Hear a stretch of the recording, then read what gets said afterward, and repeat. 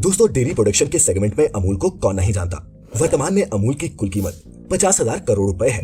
गुजरात से शुरू हुई मिल्क प्रोडक्ट्स की इस कंपनी के उत्पाद आज 60 से भी ज्यादा देशों में बिकते हैं। भारत में ही हर दिन अमूल की 2.5 करोड़ से भी ज्यादा दूध की थैलियां और 15 लाख से ज्यादा टेट्रा पैक बिकते हैं।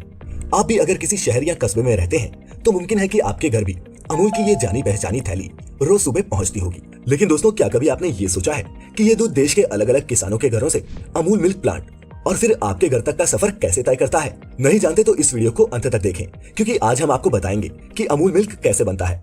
दोस्तों, कुछ वर्षों पहले तक बनासकांठा गुजरात का सबसे पिछड़ा जिला था। यहाँ पानी की कमी होने की वजह से यहाँ आम जिंदगी जीना भी आसान नहीं था।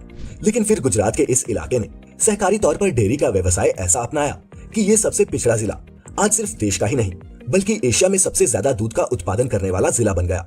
दोस्तों, दूध का कारोबार एक बड़ा कारोबार है, बशर्ते इसे बनास डेयरी के ढंग से किया जाए।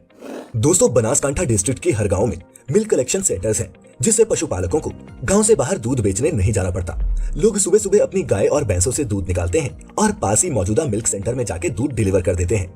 यहाँ अत्याधुनिक तरीके से दूध संभाल कर रखा जाता है और सभी जगह से दूध का कलेक्शन हो जाने के बाद दूध को एक ट्रक में भरकर बनास डेयरी कोऑपरेटिव हेडक्वार्टर्स भेज दिया जाता है। इसी जिले में स्थित बनास डेयरी रोज करीब 50 लाख लीटर दूध इकट्ठा करती है और उसमें से रोजमर्रा के दूध के अलावा बटर, आइसक्रीम और दूसरे प्रोडक्ट्स बनाकर वैल्यू एडिशन करके डेयरी और किसानों के लिए मुनाफा जमा करती है। 3,50,000 किसान, 60 लाख मवेशी, 50 लाख लीटर दूध, 8 हाईटेक प्रोसेसिंग प्लांट्स, इन सबको आपस में मिला दें तब बनता है एशिया का सबसे बड़ा डेयरी कोऑपरेटिव, जिसका सालाना टर्नओवर 75 अरब 52 करोड़ रुपए से भी ज्यादा का है। दोस्तों, ये कोई मामूली कोऑपरेटिव नहीं है, ये एक मेगा डेयरी है, एक अल्टीमेट मिल्क डेयरी। अपने प्रोडक्ट्स को मार्केट में बेचने के लिए इन्होंने अमूल ब्रांड नेम का इस्तेमाल किया, जो आज भारत के घर घर में एक जाना पहचाना नाम बन चुका है। दोस्तों, बनास डेयरी की स्थापना सन 1969 में हुई थी। गुजरात में कोऑपरेटिव मूवमेंट के कुछ ही समय बाद इसके फाउंडर गलबाबाई नानजीभाई पटेल ने इस कोऑपरेटिव की शुरुआत सिर्फ कुछ 100 किसानों के साथ की थी और शुरुआत में उनसे रोजाना करीब 800 लीटर दूध इकट्ठा किया जाता था। अब बनास डेयरी की मेंबरशिप्स बहुत बढ़ गई हैं। आज के समय में बनास डेयरी के 3,50,000 मेंबर्स हैं और अब यहाँ रोजाना 5 लाख लीटर दूध का उत्पादन होता है। दोस्तों, पालनपुर में मौजूद बनास डेयरी लगभग 122 एकड़ में फैली हुई है। इस डेयरी में 3 अलग अलग यूनिट्स हैं।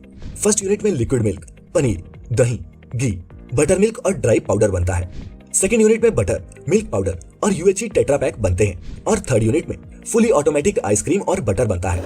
साथ ही इसका एक नया चीज प्लांट भी है। दोस्तों, बनास डेयरी में जितने भी दूध के टैंकर आते हैं उनका सबसे पहले तो क्वालिटी टेस्ट किया जाता है। क्वालिटी टेस्ट क्लियर होने के बाद ही दूध के टैंकर को खाली किया जाता है। लेकिन दोस्तों, ये दूध सीधा पैकिंग के लिए नहीं भेजा जाता। क्या आप जानते हैं कि इस दूध को पीने लायक बनाने से पहले इसे एक प्रोसेस से गुजारना पड़ता है, जिसे पेस्चराइजेशन कहा जाता है। स्कूल में आपने अगर पेस्चराइजेशन नहीं पढ़ा तो आपको बता दूं कि दूध के तापमान में एकदम से बदलाव लाकर उसमें मौजूद हार्मफुल बैक्टीरिया को मारने को ही पेस्चराइजेशन कहते हैं। दूध के पैकेट पर अगर आप ध्यान से देखेंगे तो पेस्चराइज्ड मिल्क लिखा भी होता है। आइए जानते हैं कि दूध को एक प्लांट में पेस्चराइज कैसे किया जाता है। सबसे पहले दूध को एक ऐसी पाइपलाइन के जरिए पास किया जाता है जिसका टेम्परेचर हर 15 सेकंड में बदलता रहता है। मतलब पहले 15 सेकंड तक पाइप का टेम्परेचर 76 डिग्री सेल्सियस तक हो सकता है और फिर इस टेम्परेचर को घटाकर 4 डिग्री सेल्सियस कर दिया जाता है।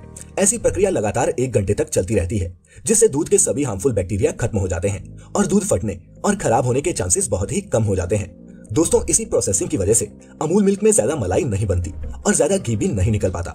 अब ये पेस्चराइज्ड मिल्क पैकेजिंग एरिया की तरफ बढ़ता है। फिर 23 लाख लीटर दूध को पॉली पैक्स में भरा जाता है। पैकेजिंग वाली ये मशीन हर मिनट में 150 से 200 पाउच बनाती है। फिर इन पैकेट्स को इंतजार कर रहे ट्रकों में लोड किया जाता है, जिसके बाद ही ये हिंदुस्तान के अलग अलग हिस्सों की दुकानों और बाजारों में बेचे जाने के लिए तैयार होते हैं।